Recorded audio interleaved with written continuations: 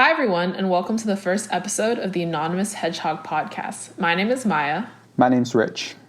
And we will be your hosts. So here on the Anonymous Hedgehog podcast, we discuss everything from the ethics of abortion to whether or not water is actually wet. So without further ado, let's get started. So our topic for the first episode is going to be internet activism and cancel culture. So this is a trend that I've seen in the last few years with the rise of social media, where a good chunk of political activism takes place online through sites like Twitter and Instagram. So Rich, what are your thoughts on this? And do you actually think this is productive in the grand scheme of things? Yeah, that's a really interesting question because I think that in the last couple of months, this sort of activism online has just exponentiated. And it's sort of come to a point where I feel like it's doing more harm than good, because by posting things that raise awareness about certain issues, it seems like we're overshadowing the actual issue and sometimes even dramatizing it to what it actually isn't. It's almost like, I feel like it's almost like you're making the post that you're making about it, like you put more effort into the post than you actually care about the issue. Exactly. Yeah. I think that, so my thoughts on this are that I definitely think that it started with a good intention. Like, it was raising awareness about important social issues. And I totally get that. And that's something to be applauded. But I feel like it's morphed into, rather than encouraging others to be politically informed, it's just showing off how informed you are. Like, people write these long paragraphs on their Instagram stories and and on their posts. And no one's going to read that, it's maybe 5 people read it who actually care. But it's almost just showing off who can write the most emotional posts about this issue and how much it deeply affects them. Yeah, no, that's very true. It comes down to why are you posting this? And when you ask the poster, chances are they're not going to say it's because I'm passionate about this issue and I want to raise awareness. Chances are they're going to say, because I want to show off to people that I'm well read on an issue and that I have things better to post than just a picture of my food, because I want to show that I'm politically woke. And I feel like it's also looking down on people who choose not to use their page to post that. Oh, definitely. If you're not posting about this, then you're not as good of a citizen as I am, because I'm raising awareness to this issue and you're just posting selfies on your page or whatever, right? Yeah, do you ever feel pressured to post something? Because I know sometimes there'll be one post that someone puts up and everyone in the same age range starts to put up that same post. So do you ever feel pressured? Yeah, I feel like I do, definitely. It's just you want to show that you are not that you are woke too, that you want to show that you care. Yeah. And that's the way that that's now the way that we show that we actually care. And so I feel like this kind of talks about I've heard a lot of people talk about online about the privilege of being apolitical. You know how some people just don't necessarily they don't really care about politics, or they just don't put it on their mind that much. And people see this as a privilege, or oh, you have the privilege of not caring. Do you think that that's actually a privilege? Because I almost think about it as the other way around, because people have better things to do. People have jobs and they have kids and they have their own lives to worry about, and they don't have time to constantly read the news and things like that. Yeah, no, that's a really interesting point. That's the first time I've heard about this political activism being considered as something that's a privilege. I think, yeah, I agree. It's the other way around, because the average Joe doesn't have time to turn on the news and talk about politics and discuss it on his Instagram or her Instagram and make a point to actually understand both sides and formulate an opinion. The average Joe is just struggling to make money to support his or her family. Yeah, because I think about honestly, I think back to my parents, because I obviously care. I think I read the news more than they do, but they have a job and they come back at home at 6 o'clock, right? And they're just tired and they don't want to read the news and be politically informed, and they just want to eat dinner and they just want to take a break because they've been working all day, right? Whereas I've just been sitting around pretty much doing nothing all day, and I have the time to actually care about these things, but they just have better things to care about. That's really interesting, because if we both agree that the people who are most involved in politics tend to be either better off or have more time in the day to worry about politics, then does that mean that hardworking people who literally don't have time to worry about politics are underrepresented on Instagram stories, on social media, and even within their vote? Yeah, I think that's definitely true, because if you think about the demographic that uses social media activism, it's like the kind of upper middle class elite people, right? Who spend all their time on social media, right? Because if you're actually working kind of like a minimum wage job, you don't have all that time to write a lengthy Instagram post about like you just don't have that like energy or that time. And so it's almost like they're like the upper middle class people are like speaking for like they're speaking for the people like that they're, I guess, trying to represent, instead of letting them speak for themselves. They're like, like if you don't care about this, then you're privileged. But the truth is, like, they're privileged enough to talk about it, and they're kind of overshadowing or undermining the people that don't have the time to actually talk about it online. Yeah, no, that has me thinking, because like, if all of social media is just people speaking up for underrepresented groups, then are we even representing those groups correctly? Because there's no way to know if we are purposefully representing a group how they want to be represented if they're underrepresented. Because obviously there's no one there to tell you, oh, I'm from this group and I would like to say this. You're obviously speaking for someone else.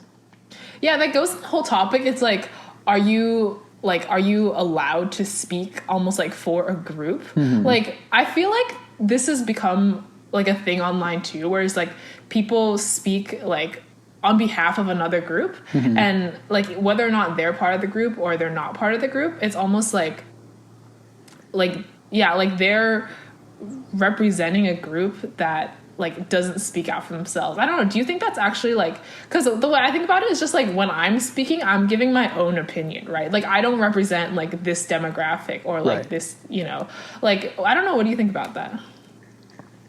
I think that's interesting. Yeah.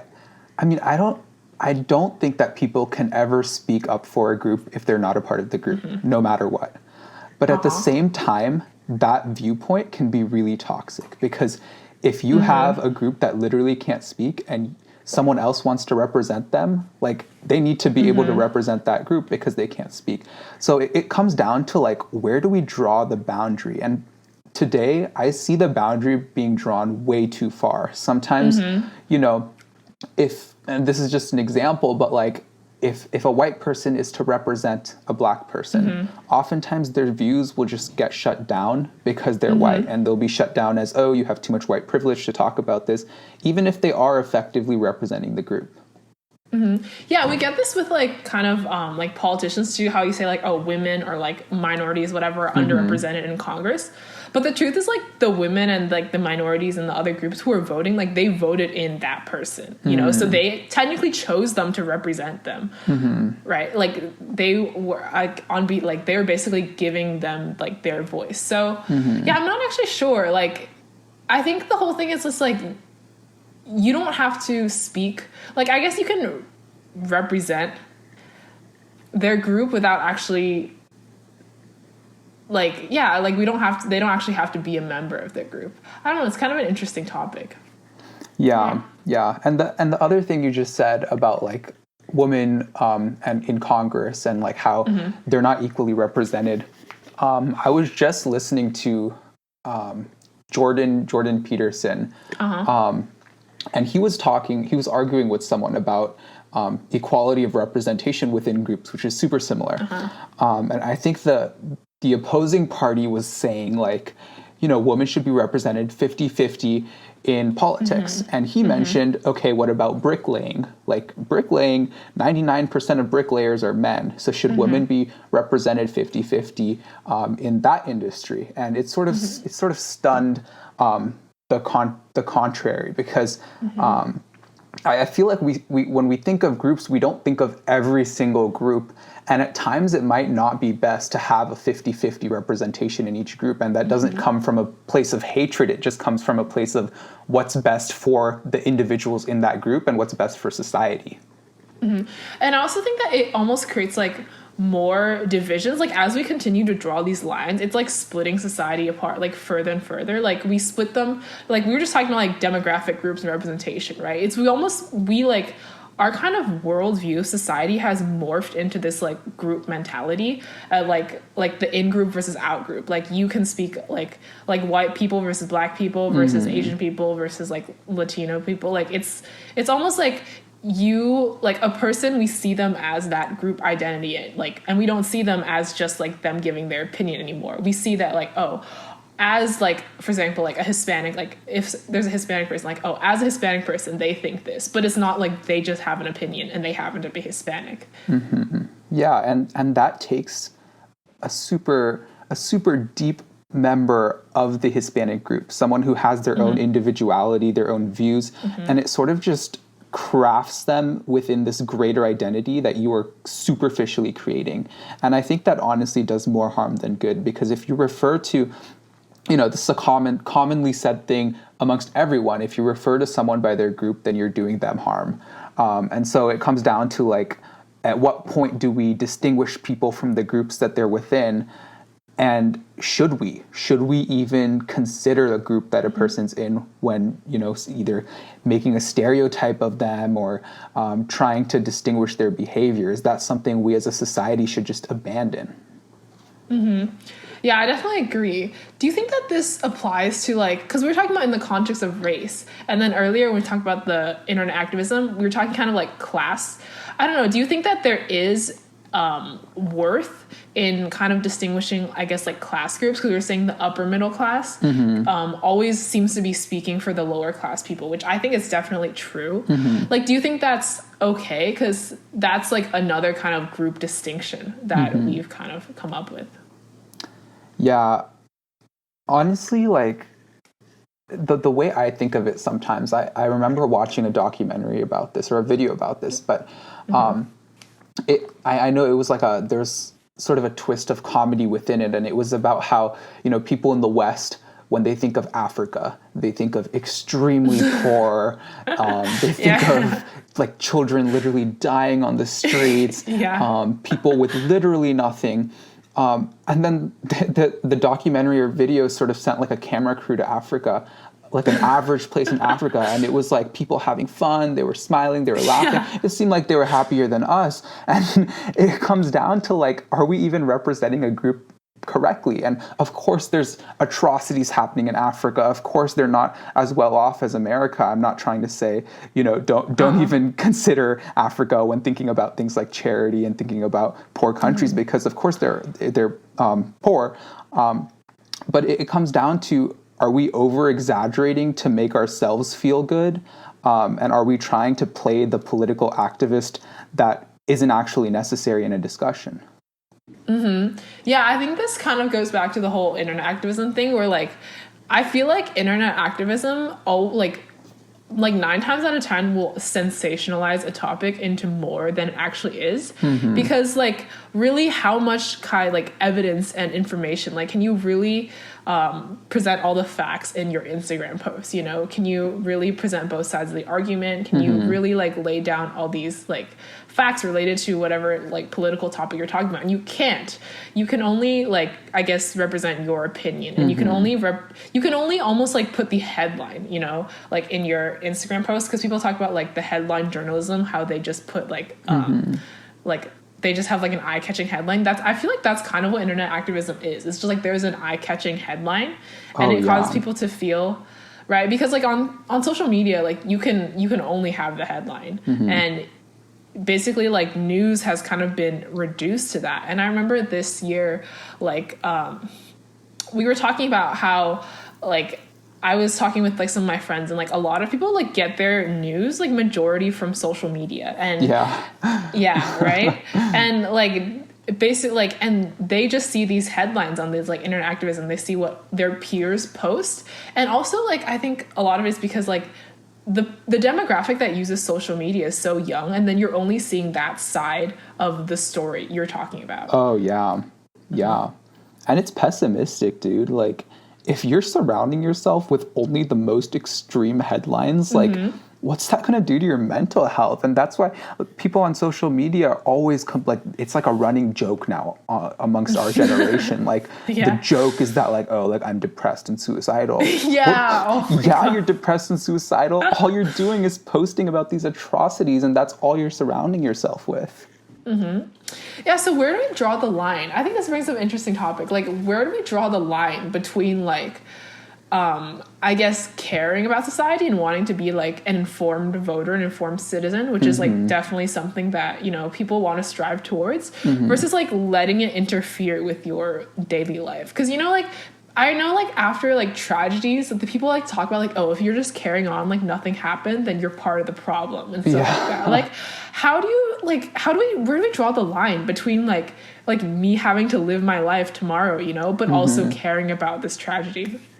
So here's where I draw the line. And obviously, I don't know if this is the correct line, but to me personally, I ask myself, am I causing real, tangible change by doing X, Y, Z? So if doing XYZ is posting a link to a charity in my Instagram bio and putting that on my story, the answer is yeah, I am, because people will click on the link and they might donate. If doing XYZ is creating an organization with a group of my friends to try to, you know, raise money and raise awareness, or creating some sort of application that someone can use, then yeah.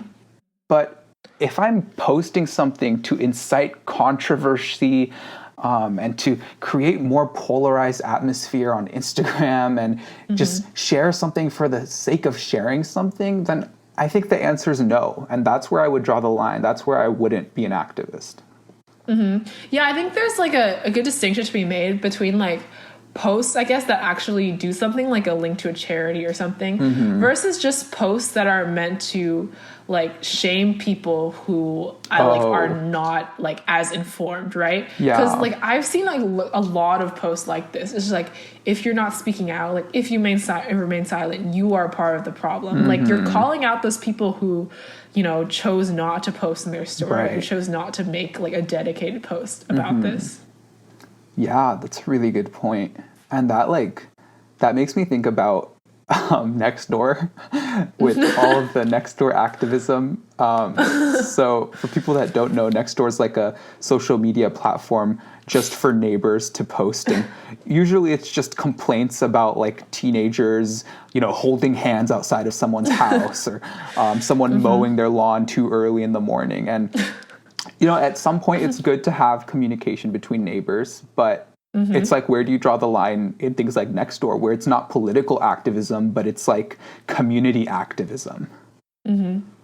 Yeah, the thing with Nextdoor, it's like, I feel like it's the same thing on like social media, but to kind of like a smaller, like a more local scale. It's like you're calling out there was this really funny post on Nextdoor in our community a while back. It's just like, oh, there's a woman running in a sports bra. If you guys see her, be sure to like track her down. This is inappropriate for our kids. It's kind of just like there was really no point to them posting that. Like that didn't help anybody by posting that. It was kind of just them to just like vent online and just to like show how mad they are at society. I just feel like that wasn't productive at all. Do you think it can be productive to vent?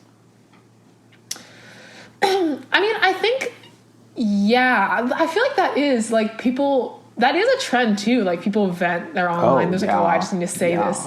Especially on private stories. I mean, I think it's like, it can be therapeutic, like to the person, but like the truth is like no one reads it. Like I feel like I've seen like, you know, also I guess it's just like, if no one is reading it, is it really like harmful? I guess it's not harmful, but it's not, I don't think it's necessarily productive either. Oh, I think it is harmful if no one's reading it, because if you get to a point in society where people are not even listening to what you're saying because there's just so much crap out there, then that's harmful not to the person, but to the aggregate. It's harmful to society.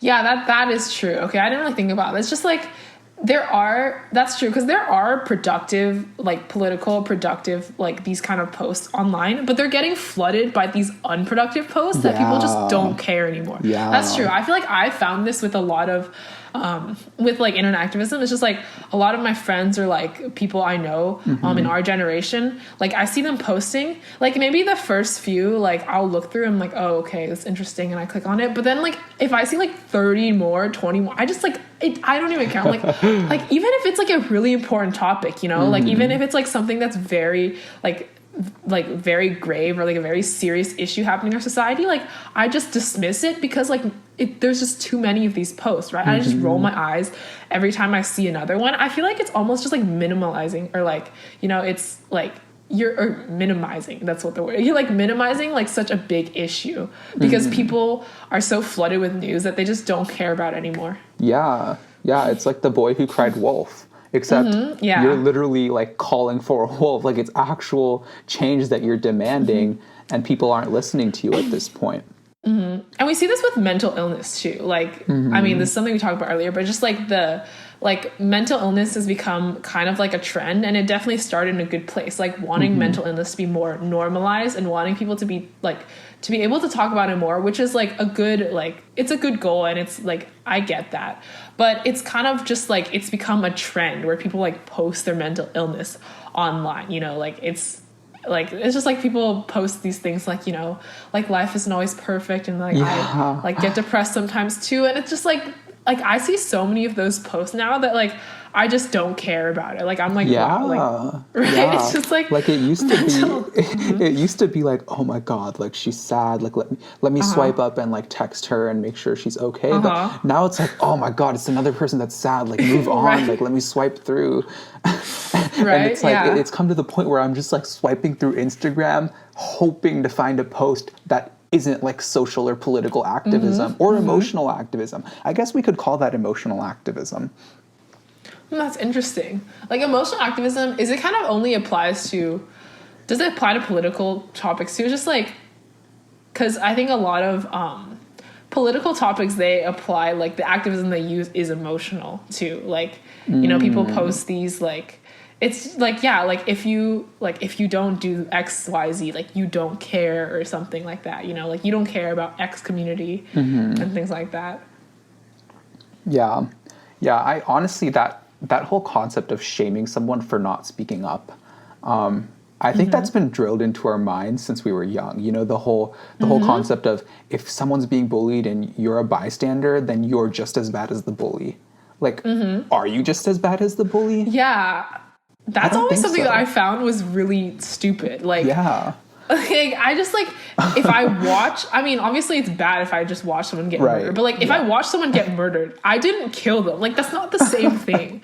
Like, maybe it's not good, right? But like, it's not the same thing. That's like something I've found this is like really, like just really bad. And the thing is, everyone does it. Like everyone does it. I like, cause I remember in like psych class, we would learn about the bystander effect and how like, if you're being affected, like by some, like if something's happening to you, it's better if there are less people around because then they feel like individual responsibility to like help you and stuff like that. But versus if there's a lot of people around, then like people are more likely not doing things. So it's like, the thing is like, it's a human instinct almost, you know, like I'm not saying that it's not necessarily like morally correct, but it's just like everyone does it, right? Like people just don't want to admit that they do it. Like it's maybe to a certain extent, like to a lower extent, where it's just like if there's like we just have a group mentality, you know, like if there's like a trend or something, like people want to follow along. Yeah, things like that. Yeah, wait, that's so interesting. You have me thinking with the bystander effect thing. You know, I'm thinking about why that is. Why is it that if there's like 100 people that witnessed a murder, I wouldn't call the police because I assume one of the 99 other people have called the police? I think it might be because literally since I was a young kid, like the media and my teachers have been drilling it into my mind to not be a bystander. So I'm so used to people not being bystanders that I think, okay, it's okay for me to be one because they won't be one. So I'm, you know, that raises an interesting point. Yeah. Yeah, it's just like everyone else like thinks that like the other person is, or like you think that no one else is going to be a bystander because they all think the same way that you do, which is kind of weird. Yeah. It's just like, because if you know everyone is going to be a bystander, then you would be more likely to like act, right? Exactly. But if you think that no one else is going to be a bystander and they like think the exact same way you do, then you are less likely. That's so weird to like think about. What if like society drilled the opposite into us? Like, what if society told us to never report crimes? Do you think people would report crimes more just because of human nature and they know that others wouldn't report it, so it's up to them? Like, would your personal responsibility increase if you know society doesn't have that same responsibility anymore? I don't know. Wait, that's a good point. Just like, is it like society's responsibility versus like your kind of personal responsibility to report crime? I think that what we've done is that we've put it on society. Like, it's society's responsibility to help someone who's in need versus like, if you are there, if you are at the scene of the crime, then it's your personal responsibility. Yeah. Does that make sense? Yeah, it's like a seesaw. Like, you can't have both. Like it's either society's responsibility or it's an individual's. And if you give too much to society, then each individual has less of a responsibility and you have less crimes being reported. Yeah, but going back to the internet activism part, I kind of wonder, like, what is the emotional release that a person gets from making a post that doesn't incite change? Like, if a post has been posted like 15 times within the same group of followers, everyone has seen it. So posting it another time doesn't incite more change. And that's a fact. That's something that everyone knows. That's true. But the people who post it anyway are doing so because they get some emotional release. So what is that release that they get? Yeah, it's like, it's kind of like it plateaus. Like, it's like if like the first post or like the first few posts are always like the most impactful, but then like people start sharing it over and over again. And like each one, it's like diminishing returns or whatever. It's just like each one, it's just like each one just like, and I feel like if you think about it, like in those kind of economic terms, like at a point it goes to negative marginal returns where each additional post actually like is counterproductive, right? Yeah. Wait, and this connects back to what we were saying earlier about the bystander effect, about how if everyone thinks that everyone else is not a bystander, then they will be a bystander. So with the political activism, if I think everyone's already posting about the latest new like political trend, I'm going to be less political because I think everyone else is already on their grind. Everyone else is already, if everyone's going out to vote, why should I go out to vote? Like, everyone's posting about it. It's society's responsibility now. It's not mine. Yeah, like if, like, the thing is, like, it's like donating to charity. You see, like, all those links. They're like, oh, like, these people have already donated, and it's like, it's already enough to, like, I don't need to personally do it because everyone else, like, they're already posting and they already have, like, sufficient donations and things like that. Yeah, that's interesting. It's just like I've personally like been through this where there's like there's a goal in society. Let's say, like, let's narrow it down to something simple. Like in elementary school, there was a goal to get like 100 box stops by the end of like 2 months. And if I saw that the jar was already filled, I wouldn't cut out those box stops anymore. But the box stops. That's so funny that you like bring the box stops. Yeah. Like those things that I used to get on the cereals. Oh my god. Yeah. And it's literally free. Like, obviously we'd reach the goal if everyone just cuts out like their specified amount of box stops. But if I see that people are already cutting out like way more than they need to, I'm going to cut out less. And that way the group of box stops is represented in a biased way because now you have more box stops from a few passionate people and nothing from the people who have seen these passionate people already donate box stops. I think this is like an interesting thing that I found like group projects. I remember this is another topic we learned in psych where it's like when you're doing like a group project, each individual person will try less because they expect like each individual person would try because they expect like the rest of the group to pick up the slack, or it's like because they know that they don't have to try as hard versus if they were working like individually, then they would like give it their full potential, right? Because they don't think that no one else is there to like pick up the work for them. Yeah. That's such an interesting topic applied to like political activism. But like, honestly, I don't know if you can apply it. I feel like we're sort of drawing that connection, but I don't like if I see an overly saturated political field on social media, I might actually want to go into that field because I see everyone else is doing it. So there's definitely two sides to it. I think it's like I feel it's kind of like a bell curve where it's up to a certain point, and then it's like, you know, it's definitely like there is like a Goldilocks kind of like point in there. But like, I think that like, at least now with internet activism, we've definitely gone past the point where it's productive. Like we've definitely hit like diminishing or like negative marginal returns. Like that's definitely what it is. Mm-hmm. Yeah, I agree with that. That's interesting. Well, with that, I think unless we have anything else to say, we can wrap this up. Mm-hmm. So thank you guys for listening. Be sure to subscribe to the podcast and look out for our next episode.